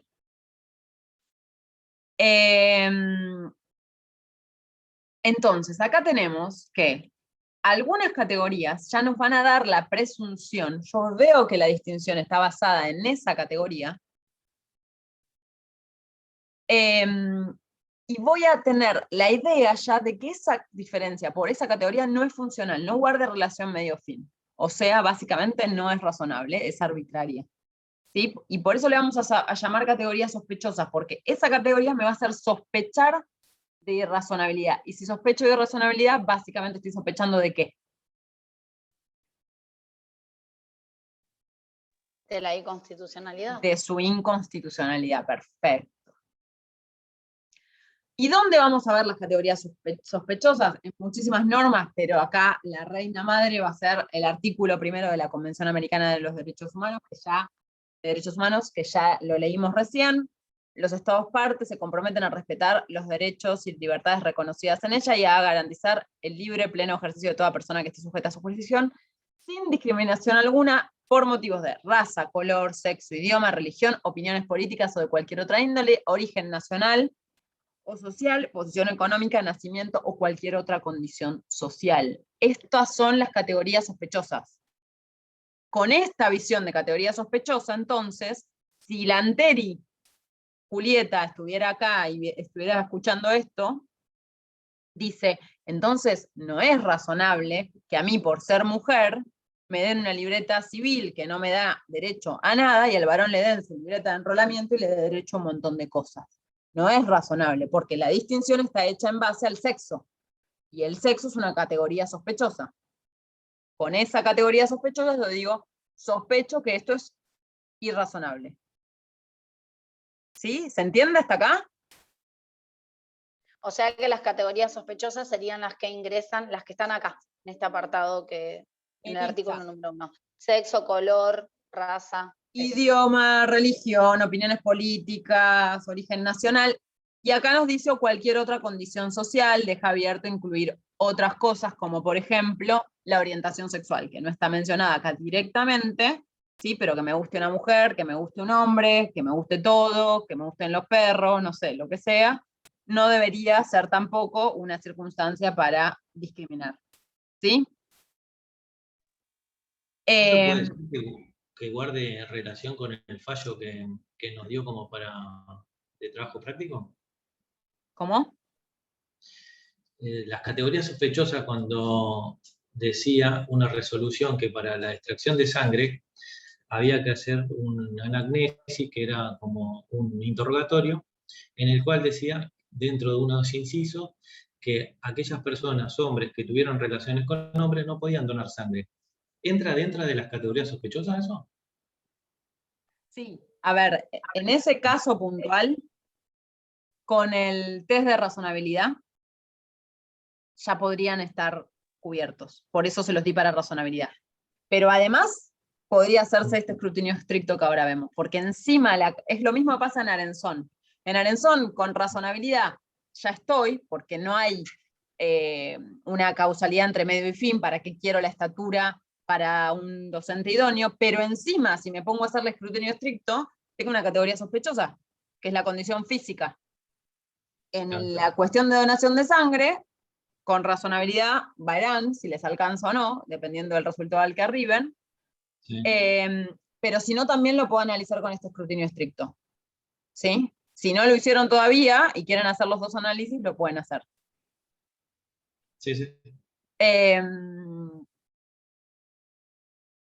Bien, y ahora pasamos a esto. Cuando estamos hablando sobre esta dimensión de igualdad como no discriminación, va a haber un escrutinio estricto. O sea, ya no vamos a hablar de la mera razonabilidad, o lo siguiente, el test de proporcionalidad y el nexo causal crítico y todos esos distintas opciones que tengo en la razonabilidad, sino que vamos a tener algo más. Necesito un test más estricto todavía, por el valor que estoy protegiendo, que es la igualdad. ¿Sí? Esto es un test de revisión judicial respecto a determinadas normas o actos que afectan y o limitan determinados derechos especiales y expresamente protegidos por la Constitución, la igualdad. ¿Sí? Creación pretoriana de la Suprema Corte de Estados Unidos, en el caso United States versus Caroline, leí derecho. Puede haber un margen más estricto, esto es una nota al pie en el fallo, que además este fallo no falló a favor de la igualdad, pero pone en su nota al pie esto. Puede haber un margen más estricto para el funcionamiento de la presunción de constitucionalidad cuando la legislación aparezca en todos los casos dentro de una prohibición específica de la Constitución. Básicamente, no discriminar sería. Entonces, hay una presunción de constitucionalidad más fuerte o más estricta cuando se está hablando en la norma de una prohibición específica que está en la Constitución, como la de no discriminar. ¿Sí? No hacer distinciones por estas categorías. Bien. Y ahora vamos a ver específicamente lo que es el escrutinio estricto. Básicamente el escrutinio estricto se va a activar automáticamente cuando vea una distinción por categoría sospechosa. ¿Veo una categoría sospechosa en la norma? La norma está distinguiendo por varón-mujer, activo el escrutinio estricto. Ya está, tengo una categoría sospechosa. ¿Sí? Si estuviéramos ahora en el 80 y pico de Arenzón, o Arenzón estuviera ahora, digamos, Arenzón ni hubiera dicho la razonabilidad, directamente se hubiera metido en escrutinio estricto. Hubiera dicho, acá hay una diferenciación por condición social. Pasada estábamos en el 80, no estábamos hoy en 2021. ¿Sí? Acá me están diferenciando por condición física. No corresponde. No, esto es inconstitucional. La utilización de una categoría sospechosa dispara la aplicación de un escrutinio estricto. ¿Sí? Es lo que les estaba diciendo. ¿Qué implica este escrutinio estricto? Primero, presunción de inconstitucionalidad. Arenzón lee la norma que le impide ingresar al Joaquín B. González y dice, esto es inconstitucional. Presumo que es inconstitucionalidad. Se lo voy a mostrar a un juez y él va a tener una presunción de inconstitucionalidad, porque la distinción está hecha por estas categorías sospechosas. Algo importante, inversión de la carga de la prueba. Arenzón no tiene que probar, mira el beneficio que hubiera tenido Arenzón. Arenzón no tenía que probar la irrazonabilidad de la norma. Acá, como hay una categoría sospechosa, invertimos la carga de la prueba. El que alega no debe probar, que es la base del derecho procesal. El que se defiende debe probar cuando hay una categoría sospechosa. Entonces, el Estado, Arenzón decía, señores jueces, les traigo esta norma, es inconstitucional porque habla de categorías sospechosas. Listo, fin. El Estado es el que tiene que decir por qué no es inconstitucional. Tiene que probar, porque hay un interés estatal, lo que sea, tiene que probar por qué no es inconstitucional. Se invierte la carga de la prueba. ¿Sí? Quien distingue, o sea, el Estado, deberá demostrar un interés estatal urgente o insoslayable. Tendría que haber, detrás de la distinción que hace en la norma para ingresar a la carrera docente en el Joaquín B. González, un interés estatal urgente o insoslayable. ¿Sí? Esta definición de interés estatal urgente o insoslayable es lo más, digamos, es completamente difuso, subjetivo. No tenemos una definición de cuándo es un interés estatal urgente o insoslayable, pero seguramente hacer una distinción en base a la estatura para ingresar a una carrera docente no es ningún interés estatal urgente o insoslayable. ¿Sí? No es una cuestión de igualdad, pero para que entiendan, por ejemplo, las normas que se aplican para combatir la pandemia, el Estado tranquilamente ahí puede decir que hay un interés estatal urgente o insoslayable, que es proteger la vida y la salud de los argentinos. No es para que analicemos igualdad ahí, porque no hay un tema de igualdad, en todo caso hay un tema de razonabilidad, pero sí el Estado ahí claramente puede decir, acá hay un interés estatal urgente o insoslayable. ¿Sí? No en el establecimiento de la estatura como criterio para ingresantes a la carrera docente. ¿Sí? ¿Se entiende? Bien. Y acá tenemos algunos fallos, también muy importantes.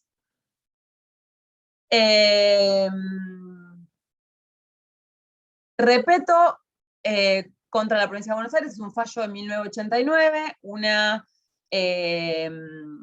mujer que quería también acceder, no me acuerdo si era un beneficio, pero básicamente la distinción acá está por nacionalidad. Ella era extranjera, viviendo hace muchísimos años acá, pero era extranjera. La corte en, sí, era, pero no me acuerdo a qué carrera. Bueno, ahora lo vemos, donde quería ingresar ella. Ante los categóricos términos del artículo 20 de la Constitución Nacional, que antes vimos, ¿sí? La igualdad entre ciudadanos y extranjeros, que toda distinción efectuada entre nacionales y extranjeros en lo que respecta al goce de derechos reconocidos en la ley fundamental, se haya afectada por una presunción de inconstitucionalidad. Ven como acá la Corte, en el 88, estamos ahí, ¿no? Ahí con Arenzón, ya nos habla de esta presunción de inconstitucionalidad. ¿Sí? Todavía no aplica categorías sospechosas, estamos un poquito, todavía nos falta. Por lo tanto, aquel que sostenga la legitimidad de la citada distinción debe acreditar la existencia de un interés estatal urgente para justificar aquella, y no es suficiente a tal efecto que la medida adoptada sea razonable. Ven que acá mismo me está diciendo que en este caso el test de razonabilidad no es suficiente.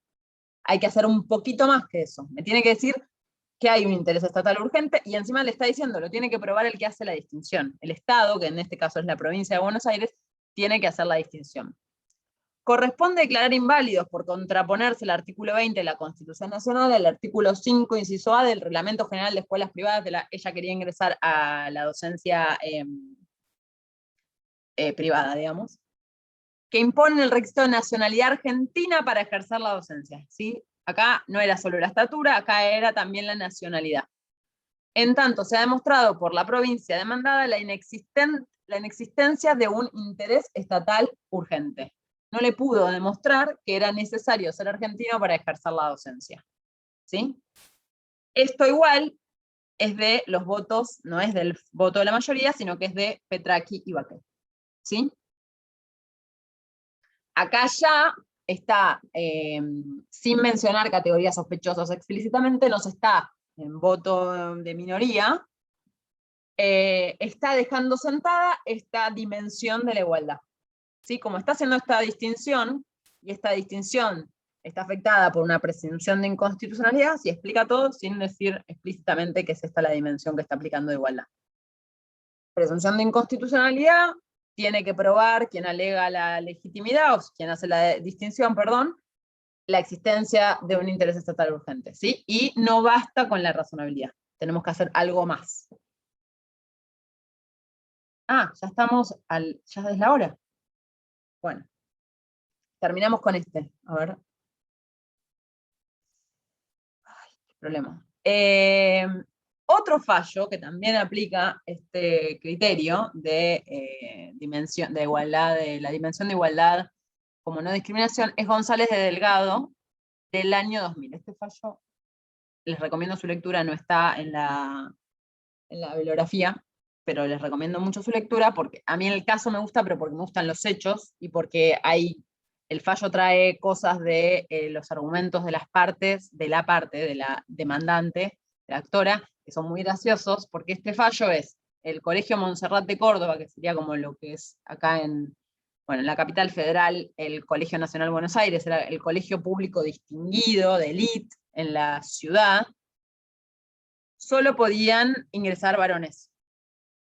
Entonces, la Universidad Nacional de Córdoba, de quien dependía, como acá también depende de la Universidad Nacional de Buenos Aires, el Colegio Nacional de Buenos Aires, la Universidad Nacional de Córdoba modifica, ¿sí?, por vetusta esta normativa, y permite el ingreso de mujeres.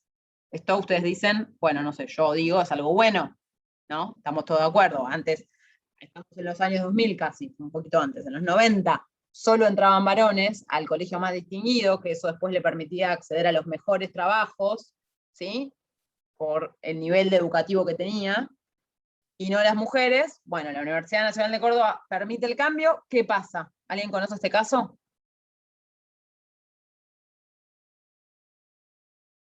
Los padres de los varones del colegio Montserrat, indignados por este avance, por este cambio, presentan esta acción judicial, porque dicen que el ingreso de mujeres al colegio Montserrat va a bajar la calidad educativa del colegio.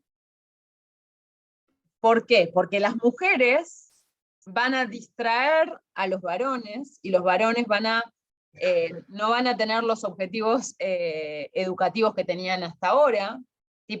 Y entre los argumentos de la actora, muy gracioso, las mujeres van a usar polleras cortas, dice, y eso va a distraer la atención de los varones.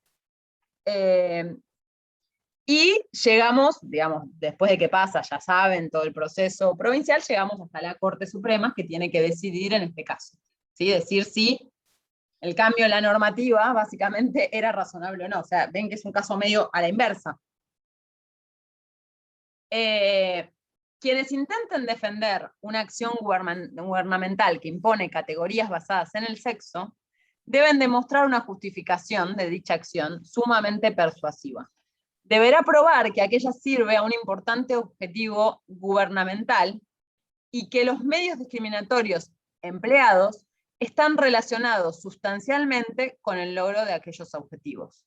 La justificación ha de ser genuina y no ha de basarse en indebidas generalizaciones sobre los diferentes... ¿Están viendo mi presentación, no? Sí. Y no ha de basarse en indebidas generalizaciones sobre los diferentes talentos, capacidades o preferencias de hombres y mujeres. Acá lo que está diciendo no es que le está diciendo a la Universidad Nacional de Córdoba que pruebe, sino que los actores que quieren defender la norma anterior deberían probar esto, ¿sí? Y no basarse en estas indebidas generalizaciones sobre las capacidades de las mujeres y los varones, ¿sí? Termino con esto, ya terminamos así, terminamos por hoy la clase y no pasamos al siguiente. Los problemas de la igualdad como no discriminación. Si vimos los problemas de igualdad de trato, ahora vemos los problemas de igualdad como no discriminación. La idea de igualdad como trato imparcial ofrece algunas debilidades importantes. Importa esto. El sexo, la raza, la religión, el color de piel, el origen nacional o la apariencia física de la persona quedaban atrás del velo de la ignorancia. No podíamos ver qué pasaba detrás de esa categoría. Esto hacía que la decisión de contratar a una de esas personas se vale. Perdón. Perdón, porque les tengo que dar este ejemplo, ahora lo vemos. Esto busca evitar el prejuicio que conduciría a elegir a los candidatos sobre la base de criterios ajenos a los funcionales. La ignorancia o la ceguera no siempre son señales de neutralidad y pueden generar tratos desiguales o no justificados. No, lo podríamos haber visto en la clase que viene porque esto va a venir a colación a lo que viene después. No siempre ver digamos, la igualdad como no discriminación y ver, por ejemplo, a las mujeres, al grupo de mujeres como el grupo afectado, me va a generar un examen de igualdad igualitario, valga la redundancia. Vamos a tener que ir un pasito más allá, que es lo que vamos a ver la clase que viene, porque se nos acabó el tiempo, para ver la igualdad como no sometimiento, que es el siguiente, que vamos a analizar además a los grupos históricamente vulnerados y ver qué podemos hacer para generar condiciones de igualdad a partir de acciones específicas por parte del Estado. Pero esto en conjunto lo volvemos a revisar la clase que viene, no se preocupen. ¿Hasta acá estamos? Sí, profe, muy claro. Bien. Ahí me dicen que no encuentran Saba. No, Saba se los tengo que agregar, no se preocupen, ahora lo agrego al campus. Pero sí revisen el texto que les puse de Cianciardo sobre razonabilidad, porque es muy claro para hacer el trabajo, pero además para terminar de entender. Y ahora les agrego Saba para que vean estas 3 dimensiones de igualdad. ¿Sí? Para la clase que viene, perdón Luciano que no llegamos a ver Hoft. La próxima. La clase que viene arrancamos con Hoft, y esperen porque tengo que asignar los fallos que nos quedan. Denme 2 segundos, por favor. Así cumplen el estándar de los chicos. Y tenemos González Victorica y Castillo. ¿Yo ya había asignado responsables para esto? No. Bien. No, profe. Clase que viene es 18, ¿no? Bien. ¿Quién se asuma para González Victorica?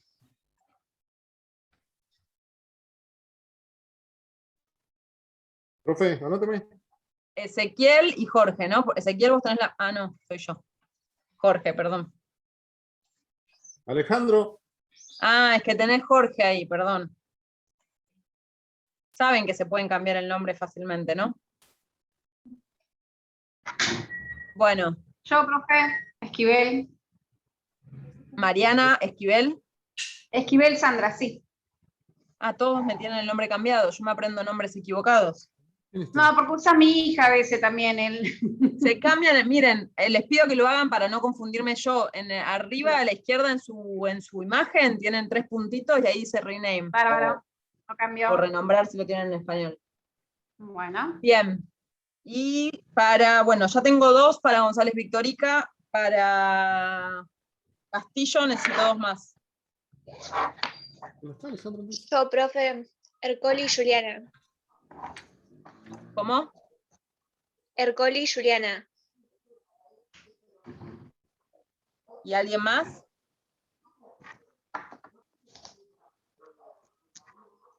Vamos y nos vamos a casa. Bueno, o apagamos el Zoom.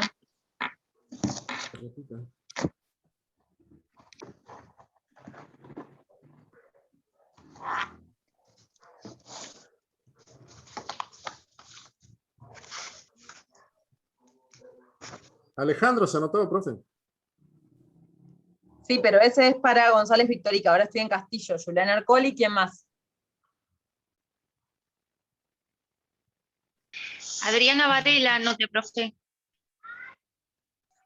Ay, me muero que te llamas como, o sos Adriana Varela. No. Bueno, perfecto. Listo, estamos. Entonces, clase que viene, hacemos estos fallos. Empezamos primero con Hoft y hacemos el análisis del trabajo práctico y ahí vemos algún casito de igualdad.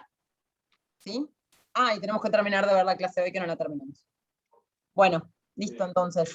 Profe, el fallo Castillo dijo nosotros. Sí.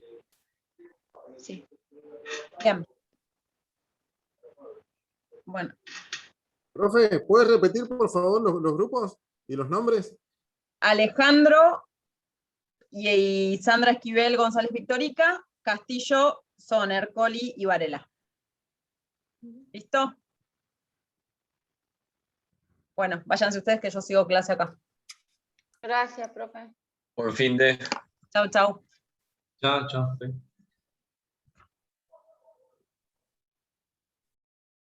Hasta luego, profe. Chau, chau.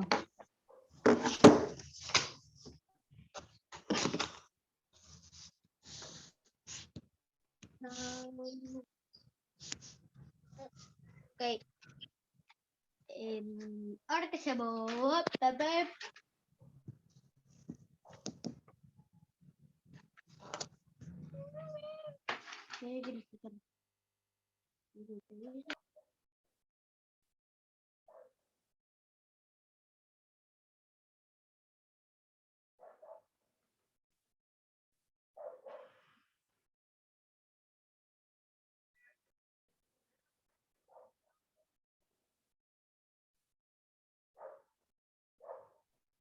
Profesora.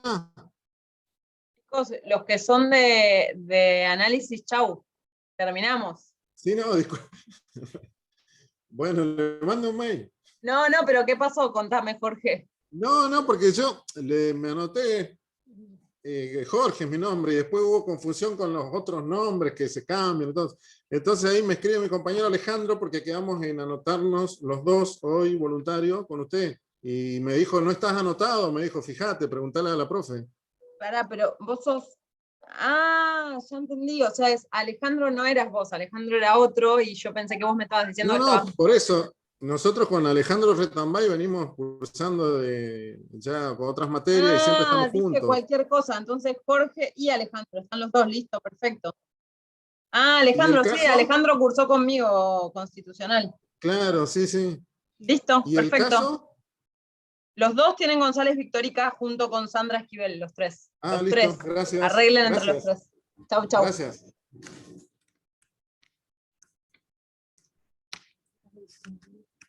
Bueno, ahora sí quedamos todos los de constitucional.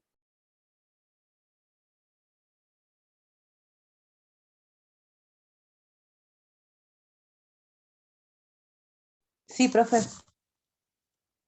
Sí. Sí, quedamos todos los de constitucional, al menos eso es lo que dijeron en el grupo. Bien. Hola, profe, sigue grabando la clase. Ah, una genia, gracias.